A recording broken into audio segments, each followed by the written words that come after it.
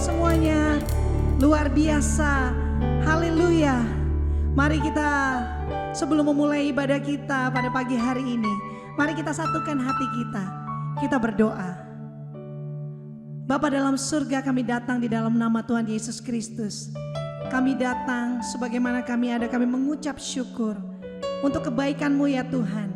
Terima kasih ya Tuhan untuk segala sesuatu yang telah Engkau lakukan dalam hidup kami. Kami berterima kasih untuk apa yang sedang Kau kerjakan saat ini dalam hidup kami. Dan kami berterima kasih Tuhan untuk apa yang di depan nanti ya Tuhan, masa depan kami. Kami mengucap syukur karena kami tahu itulah yang terbaik bagi kami. Terima kasih Tuhan.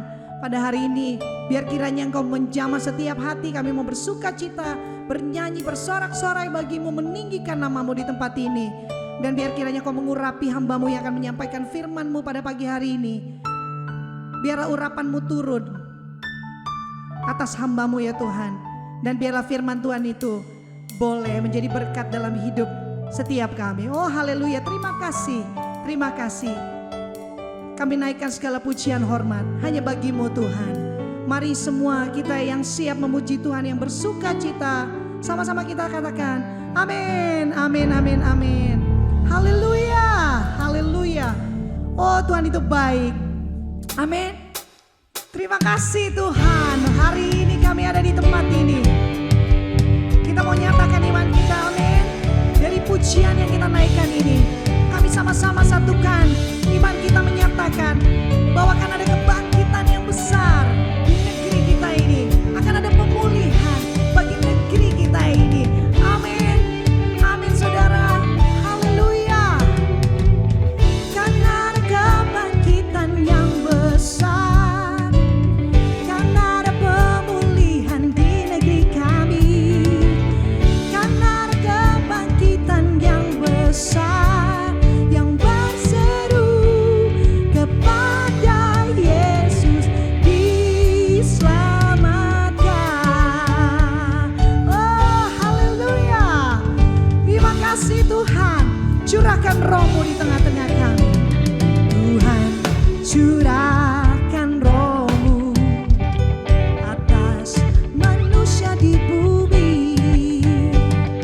Biar anak-anak-Mu menyampaikan nubuatan, beri mimpi dan penglihatan, nyatakan isi hati-Mu.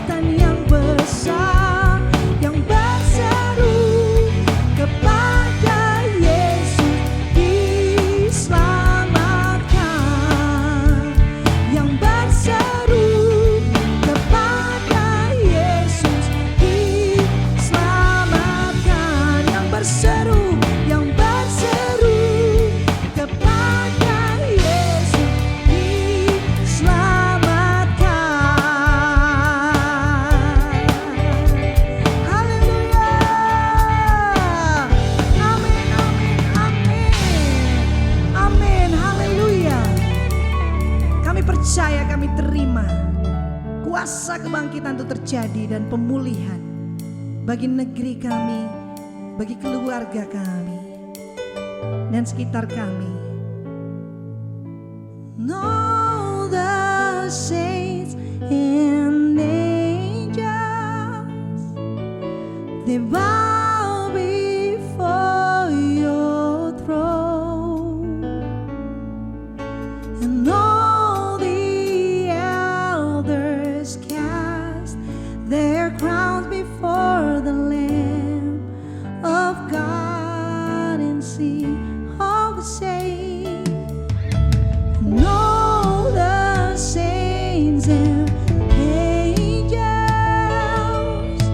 they bow before your throne, and all the elders cast their crown before the Lamb of God and sing, you are worthy of it all. You are worthy of it all.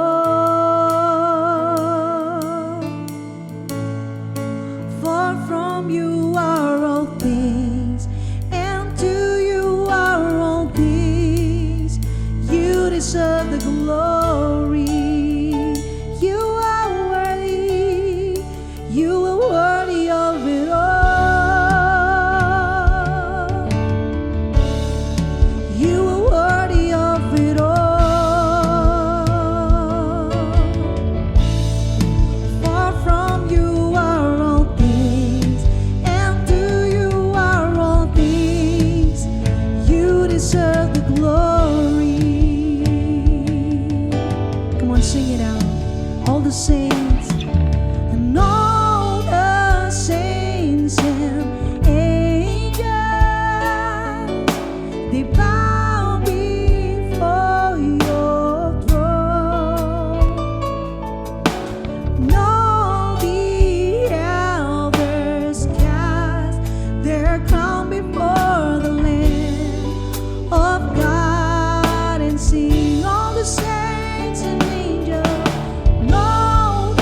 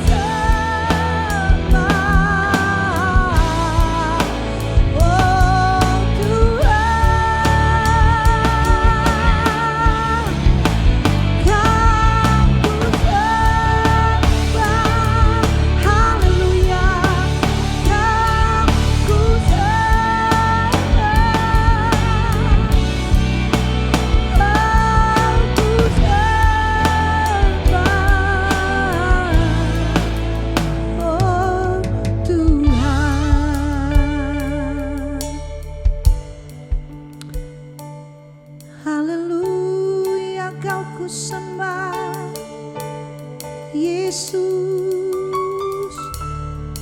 Tuhan.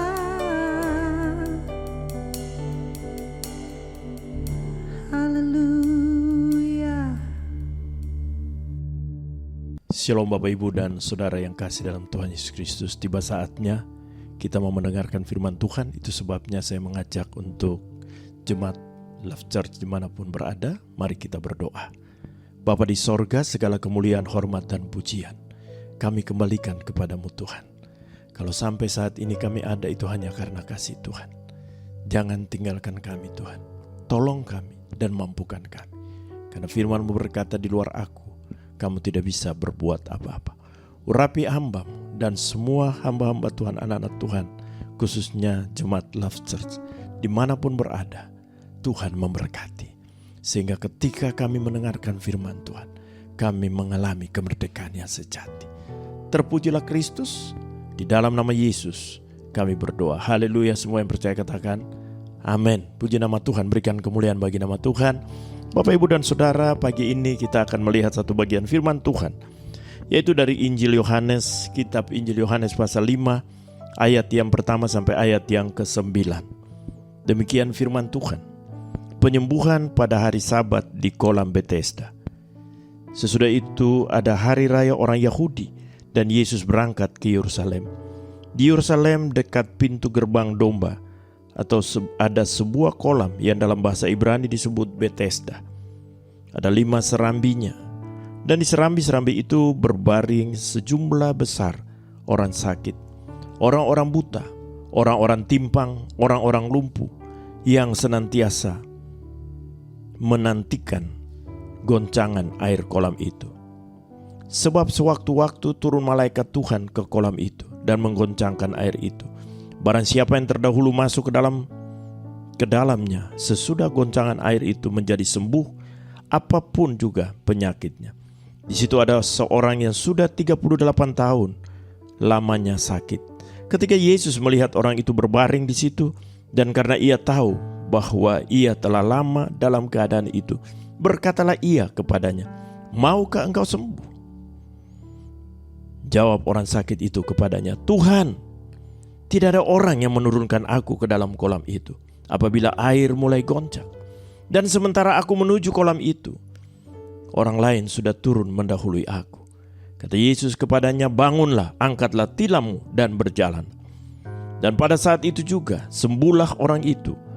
Lalu ia mengangkat tilam dan berjalan. Tetapi hari itu hari Sabat. Demikianlah firman Tuhan bagi kita di pagi hari ini. Alkitab berkata, orang yang berbahagia apabila kita membaca, merenungkan, dan melakukan dalam setiap aktivitas kita.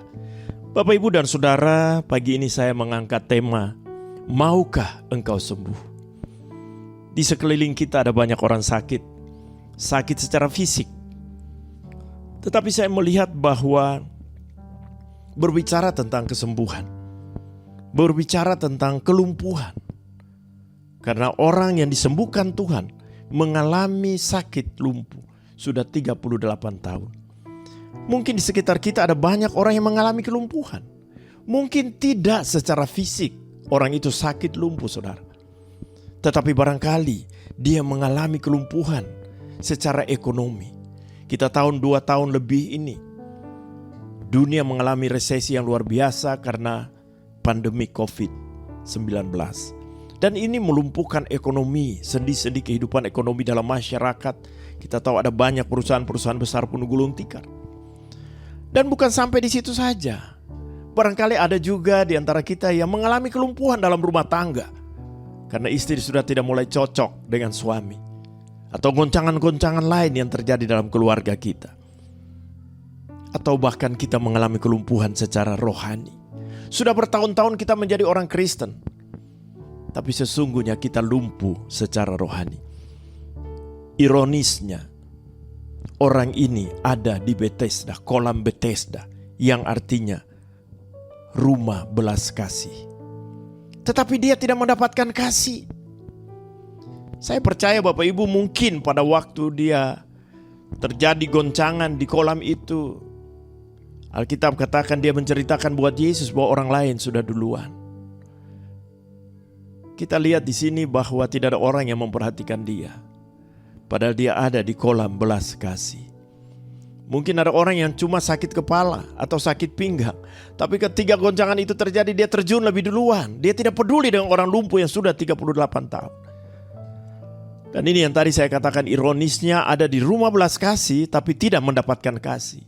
Tanpa kita sadari, mungkin di tempat pekerjaan kita pun kita sudah tidak mendapatkan kasih. Teman-teman dekat kita menikam kita dari belakang. Ada banyak persaingan di sana. Bahkan dalam keluarga kita pun kita sudah tidak mendapatkan kasih. Padahal rumah yang seharusnya menjadi pelabuhan terakhir dalam setiap aktivitas kita. Ketika kita pulang, barangkali papa mama lagi ribut. Ketika suami pulang kerja, istri sudah rewel. Kita tidak mendapatkan kasih di sana. Bahkan ironis lagi, kadang-kadang di dalam gereja yang katanya berbicara tentang kasih. Tapi kita lihat ketika kita sampai di gereja, kadang-kadang ada orang gosip tentang kita. Ada persaingan-persaingan, ada banyak hal yang terjadi. Padahal di situ sebetulnya kasih Tuhan itu nyata.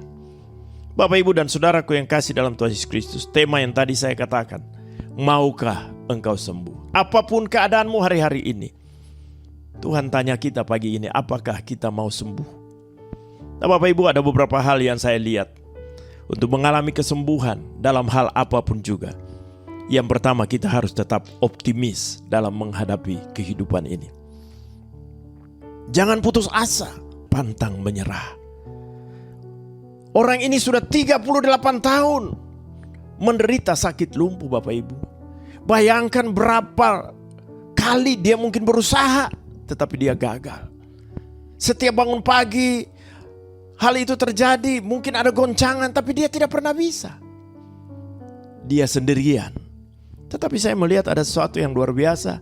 38 tahun dia tetap menanti hal itu terjadi. Dan mujizat Tuhan terjadi karena dia pantang menyerah. Bapak, Ibu, Saudara, saya melihat hal ini. Saya teringat dengan seorang pelari maraton yang berasal dari Tanzania. Dia bernama John Stephen Akhwari. Dia diutus oleh negaranya Tanzania untuk mengikuti pertandingan maraton pada tahun 1968 di Meksiko. Namun apa yang terjadi? Pertandingan baru berjalan sekitar setengah jam. John Stephen Akhwari mengalami cedera kaki. Dia terjatuh. Nah, yang luar biasa, dia tidak keluar dari lapangan. Tapi dia terus berjalan sampai mencapai garis akhir. Orang yang sebagai pemenang saat itu sudah keluar, sudah selesai pertandingannya. Tapi mereka dikejutkan, penonton dikejutkan dengan ada seorang yang berjalan tertati-tati, menyeret kaki yang terluka, saudara, sampai mencapai garis akhir. Hanya seorang wartawan menanyakan dia, mengapa sampai kamu lakukan ini? Bukankah pertandingan ini sudah usai? John Stephen Akhwari dengan tegas katakan, negaraku mengutus aku bukan sekedar untuk mengikuti pertandingan ini, tapi untuk menyelesaikan pertandingan ini.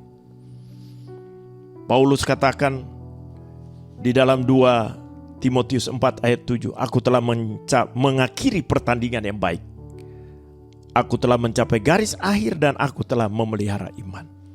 Saya melihat hidup kita adalah sebuah pertandingan. Mari kita tetap optimis. Jangan mudah menyerah, pantang menyerah. Kalau sampai hari ini ada banyak pergumulan yang kita alami, kita tetap semangat. Tetap antusias, tetap optimis di dalam doa-doa kita, di dalam bergereja, di dalam mencari Tuhan. Jangan kita menyerah. Hal yang kedua yang saya lihat di sini, bahwa kalau tema ini kembali saya katakan, maukah engkau sembuh? Saudaraku, segala sesuatu terjadi dalam kairosnya Tuhan. Kita tidak bisa memaksakan kehendak kita. Di dalam bahasa aslinya ada istilah waktu ini ada 3 ya. Kronos, yang sering kita kenal sebetulnya 2, kronos dan kairos. Tapi sebetulnya ada aion juga. Kronos itu waktu yang terukur ya, secara kronologis. Dari detik berganti menit, jam, hari, sampai minggu dan selanjutnya. Sedangkan aion adalah waktu yang kekekalan tanpa batas.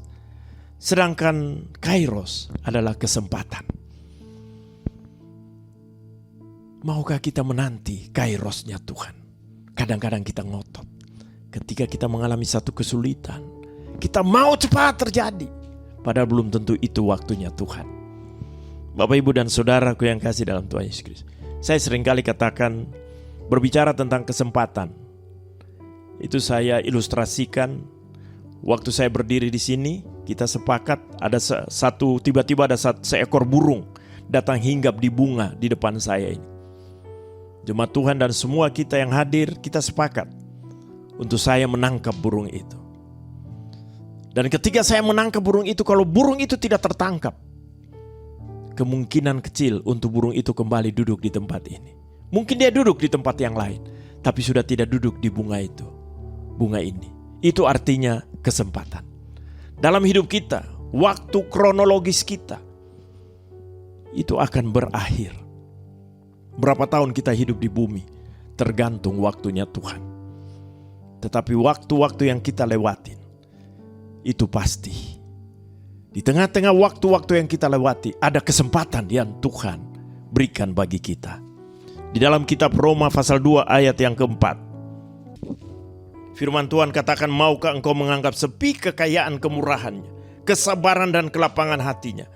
Tidakkah engkau tahu bahwa maksud kemurahan Allah ialah menuntun engkau kepada pertobatan? Tetapi oleh kekerasan hatimu yang tidak mau bertobat, engkau menimbun murka atas dirimu sendiri pada hari waktu mana murka dan hukuman Allah yang adil akan dinyatakan. Ia akan membalas setiap orang menurut perbuatannya. Bapak, Ibu, dan Saudara, Tuhan selalu memberikan kesempatan. Maukah engkau menganggap sepi kekayaan, kesabaran, dan kelapangan hati Tuhan? Artinya Tuhan selalu sabar terhadap kita. 2 Petrus 3 ayat 9, Tuhan tidak lalai menepati janji, sekalipun ada orang menganggap sebagai kelalaian. Sebab ia sabar terhadap kamu, karena ia menghendaki supaya tidak ada satu orang pun binasa, tapi semua orang berbalik dan bertobat. Itu sebabnya waktu kronologis yang kita lewatin, Tuhan selalu memberikan kairosnya Tuhan, supaya kita bisa ambil keputusan. Kesempatan itu datang. Apakah kita mau bertobat? Apakah kita mau cari Tuhan? Apakah kita mau andalkan Tuhan? Atau kita tetap dalam kehidupan yang lama? Bapak, Ibu, dan Saudara, cerita di atas John Stephen Akhwari, saya melihat selain dia tetap optimis dan tidak patah semangat, dia tetap mempergunakan kesempatan sampai di garis akhir. Karena mungkin di tahun yang berikut dia tidak akan ikut lagi perlombaan itu. Kita pun di bumi ini hanya satu kali kita hidup. Ada banyak kesempatan yang Tuhan berikan. Pagi ini mungkin kesempatan kita yang terakhir.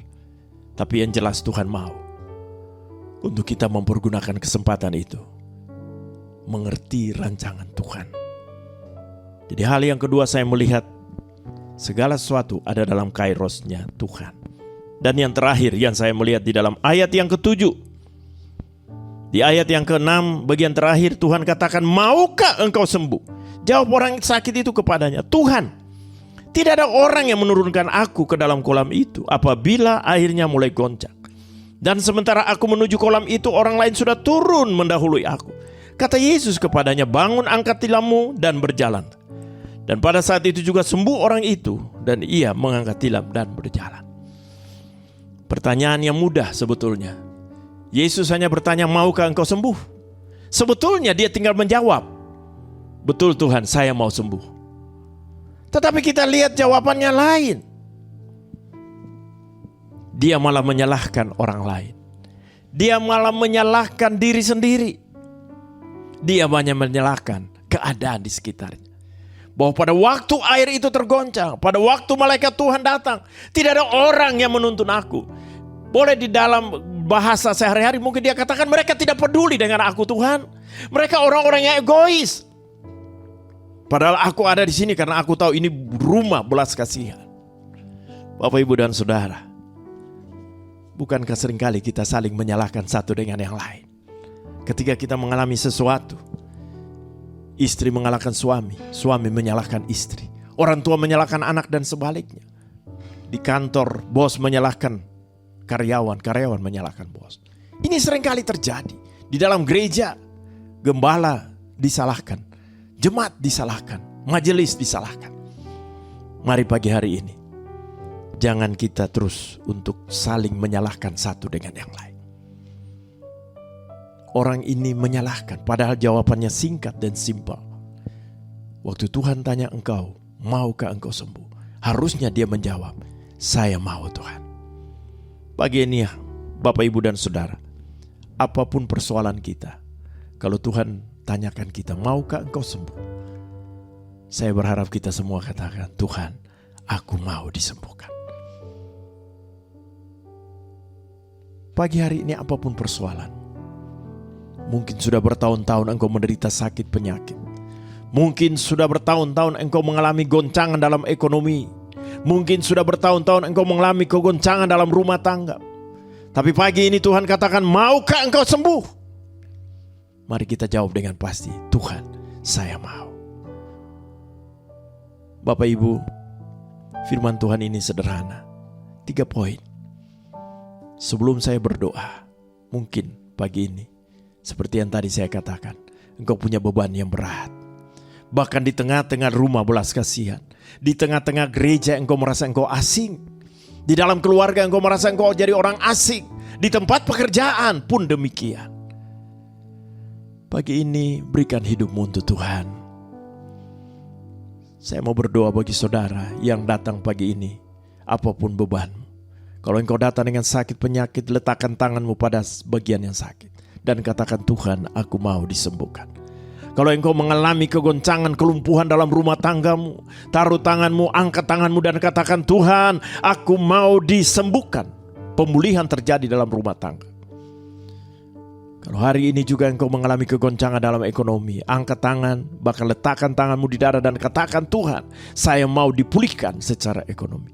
Dan apa saja persoalanmu, letakkan tanganmu di dadamu dan katakan, Tuhan, aku mau disembuhkan. Mari kita berdoa. Bapa di sorga, terima kasih untuk kebenaran firman Tuhan di pagi hari ini. Hamba berdoa Tuhan, engkau melihat tangan-tangannya diletakkan, baik di dada daripada anak-anak. Mungkin ada yang lain juga mengangkat tangan. Hamba berdoa Tuhan jamah. Dari tempat duduk lepas tempat duduk. Dari rumah-rumah jemaat Tuhan yang ada, Tuhan jamah. Semua yang sakit Tuhan sembuhkan dalam nama Yesus.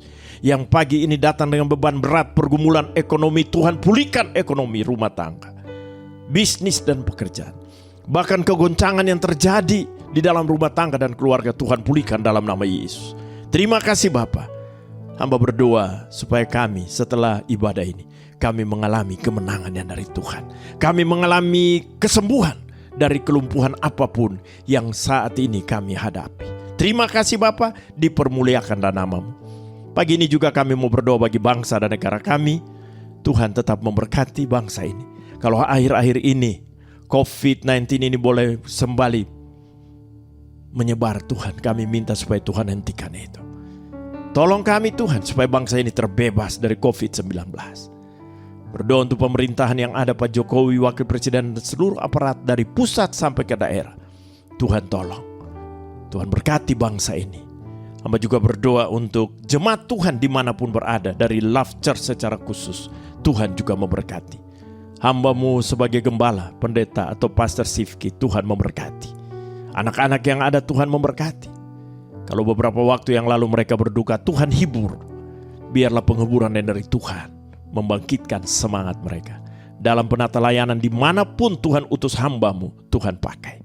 Hamba berdoa untuk para diaken, majelis apapun juga Tuhan, pengurus gereja, pelayan-pelayan mimbar yang melayani semuanya, Tuhan memberkati mereka. Pergumulan sebagai orang tua, anak muda, rumah tangga, bahkan anak-anak yang masih sekolah maupun juga yang masih kuliah, Tuhan memberkati. Terima kasih Bapa. Kami menyadari Tuhan bahwa doa yang kami bawa ini jauh dari sempurna, tapi kami mau bersama-sama berdoa, doa yang Bapa ajarkan kepada kami. Bapa kami yang di sorga, dikuduskanlah nama-Mu. Datanglah kerajaan-Mu, jadilah kehendak-Mu di bumi seperti di sorga. Berikanlah kami pada hari ini makanan kami yang secukupnya. Dan ampunilah kami akan kesalahan kami, seperti kami juga mengampuni orang yang bersalah kepada kami. Dan janganlah membawa kami ke dalam pencobaan, tetapi lepaskanlah kami daripada yang jahat. Karena Engkau yang punya kerajaan dan kuasa dan kemuliaan sampai selama-lamanya. Bapa di sorga, segala kemuliaan, hormat, dan pujian kami kembalikan kepadamu Tuhan. Terima kasih dari awal sampai akhir. Ibadah ini Tuhan sudah pimpin dan Tuhan sudah sertai. tiba saatnya kami akan kembali beraktivitas dalam keluarga dan rumah tangga kami. Hamba berdoa biarlah Tuhan memberkati kami. Mari jemaat Tuhan, arahkan hati kepada Tuhan dan terimalah berkat Tuhan. Diberkatilah engkau dalam rumah tangga dan keluargamu. Diberkatilah engkau dalam segala aktivitasmu, dalam bisnis, dalam usaha, dalam pekerjaan. Sebagai mahasiswa, sebagai pelajar, Tuhan memberkati. Hari-hari depan menjadi hari-hari keberhasilan dan kesuksesan. Dan kalau besok kami memasuki bulan yang baru, bulan Agustus, kami berdoa sebagaimana Tuhan menyertai kami sepanjang bulan Juli ini, Tuhan yang sama juga menyertai kami di bulan Agustus. Sehingga bulan ini menjadi bulan keberhasilan, bulan kesuksesan, dan bulan penyertaan Allah. Terima kasih Bapa. Lalu sebelum kami pulang, biarlah damai sejahtera Allah Bapa, kasih dari Tuhan Yesus Kristus dan persekutuan Roh Kudus menyertai kami saat ini terus kekal selama-lamanya. Haleluya. Semua yang percaya katakan amin. Tuhan Yesus memberkati.